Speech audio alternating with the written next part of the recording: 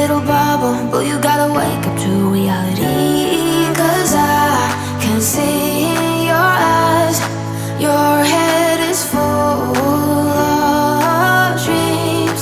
Tears aren't proof of failure, you just gotta let them flow without judge. There's so many ways to be happy. You can do whatever you like, you don't have to be ready. You just gotta trust the right, don't have to be scary. You just gotta follow the light, you're able to be happy. You can do whatever you like. This is the way we clean the nails. Clean the nails. Clean the nails. This is the way we clean the nails. Tedious and long.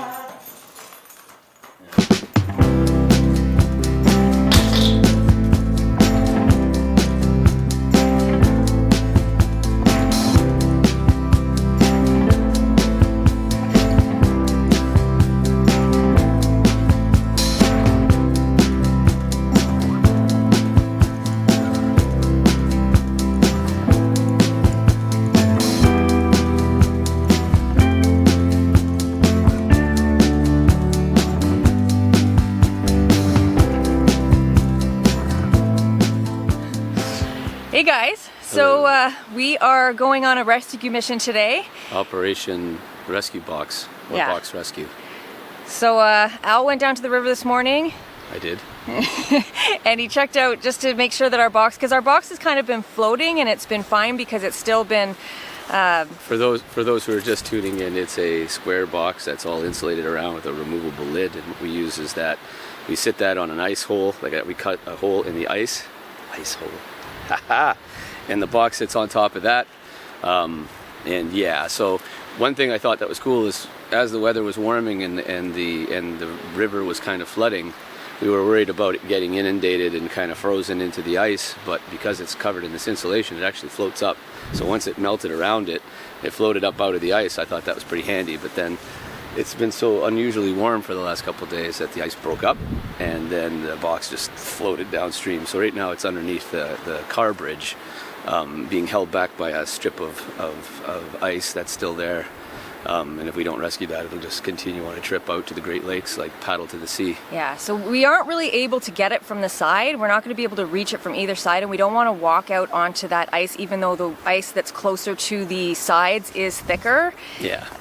So what we're going to get our kayak out, and Al is going to go and rescue it and bring it back. Yeah. And we're going to just keep it up on the side until, well, I guess until it freezes back over, right?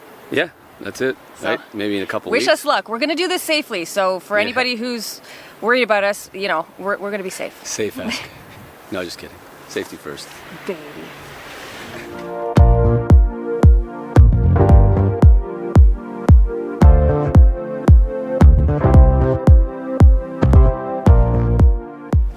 I might have to loosen this up a bit. Oh la la la la, because I got Big Blue on. Big Blue there is looking a little ratty. Yeah. Oh, I know how you feel. I know how you feel about Big Blue. Full of hatred for my blue sweater. So Al's gonna have his life jacket on. I'm gonna have a rope, a floaty rope from the side that I can Throw to me. throw out him. Yeah. There it is. And that's what we got to rescue. Right in the middle.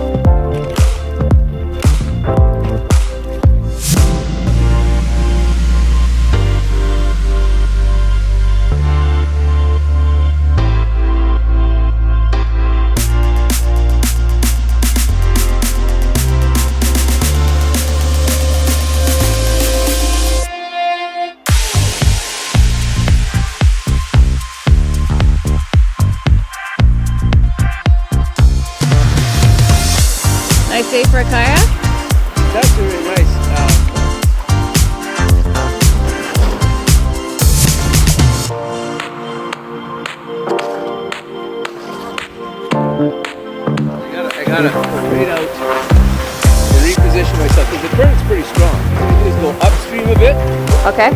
and angle myself so that I can just drive right across.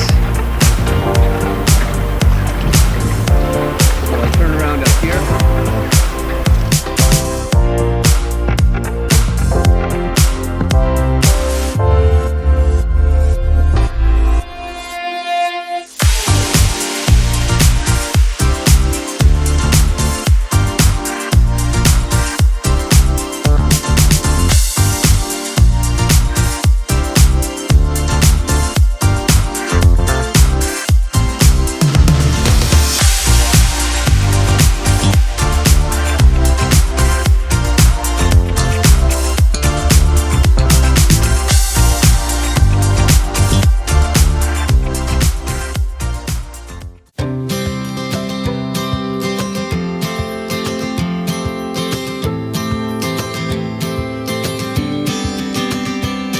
Sometimes we act like a fool, not aware we're troublemakers.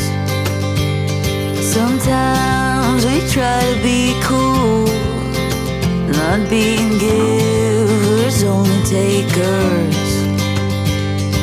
Stop for a minute, stop and breathe for a minute. Don't get over your head, try to listen instead, won't you? Who you wanna be for a minute? Don't get over your head, you're like everyone else, aren't you? You could gain from being a bit nicer, know when to talk and when to shut your mouth. You're so moody, always such a fighter. Try to open up your mind sometimes, you'll be just fine.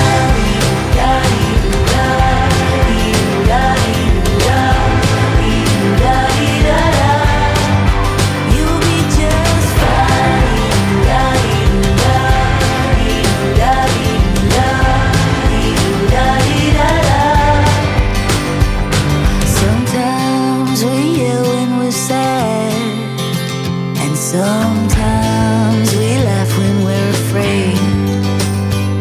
Sometimes we smile when we're mad. And some lines we wished we'd never said. Stop for a minute. Hey folks, welcome back to the farmhouse. Endless, right? For those of you just tuning in, this is the original farmhouse. We've dated it now to 1897. It has to be dismantled. We're not just tearing it down or burning it down. We want to recycle all the wood.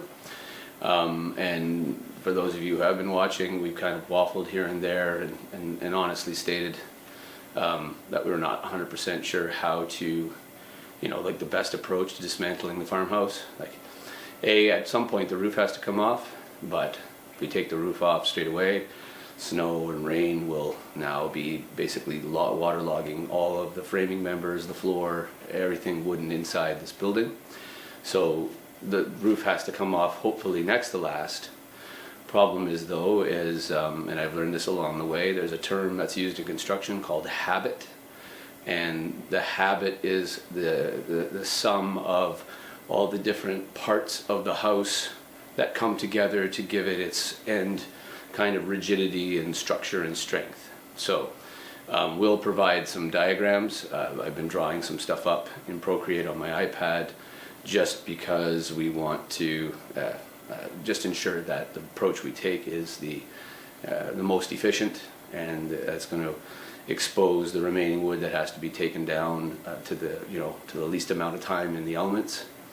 But again, speaking to the habit, if we were to take off all the siding, for instance, all the sheeting, this stuff here on the outside, and the same stuff on the inside downstairs, what we'd end up with is the studs, right? Basically the wall studs and the roof, but now what you have is a very top-heavy structure that is prone to wind, catching wind, and because the habit has been,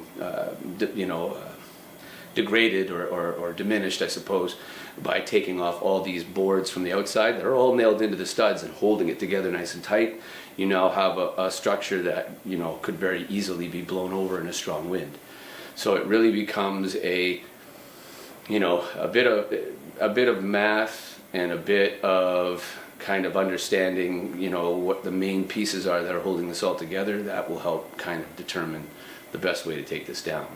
So again, and it will show you in the diagrams, but my thought is we're going to remove some sections of the floor, leaving enough remaining so that we can span our scaffolding across.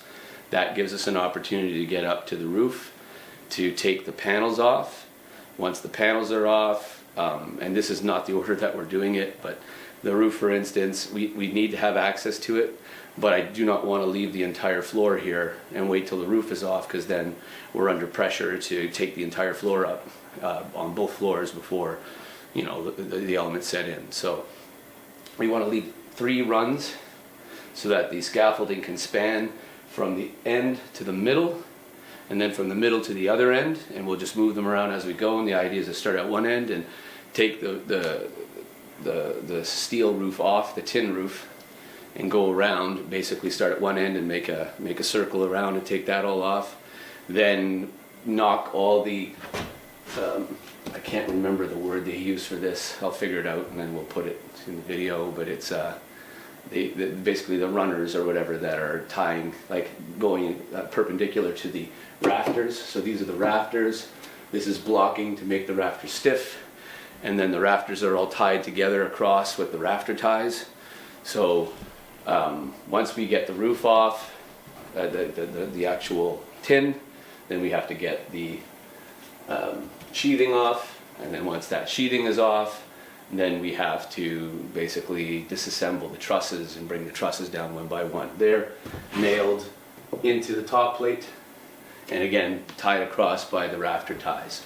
So my thought would be take the entire rafter off intact, so either use a sawzall or knock them up with a hammer and knock them off the top plate, and then one by one take them down and lower them to the ground and just go from one end to the other. Once that's off, then we just have a small section of the floor remaining to remove. And then I'm thinking what we might do is with the roof off and the studs still in place, we'll make a makeshift kind of lean-to and stretch. We have a big 30 by 60 foot tarp or 40 by 60 foot tarp, and we'll nail that down and put it into place so that it'll continue to provide some shelter while we remove the remainder of the floor up here. Then we have to remove the floor downstairs, and then all the sheathing on the outside and the inside, and then once we're down to just the studs, then we will disconnect them at the corners and literally let them fall down in all directions.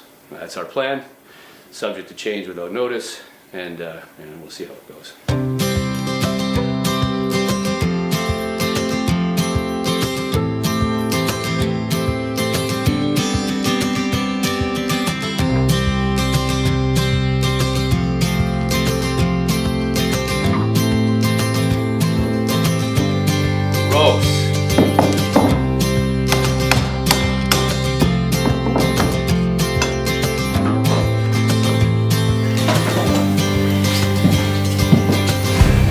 Let's see. Come from the middle now.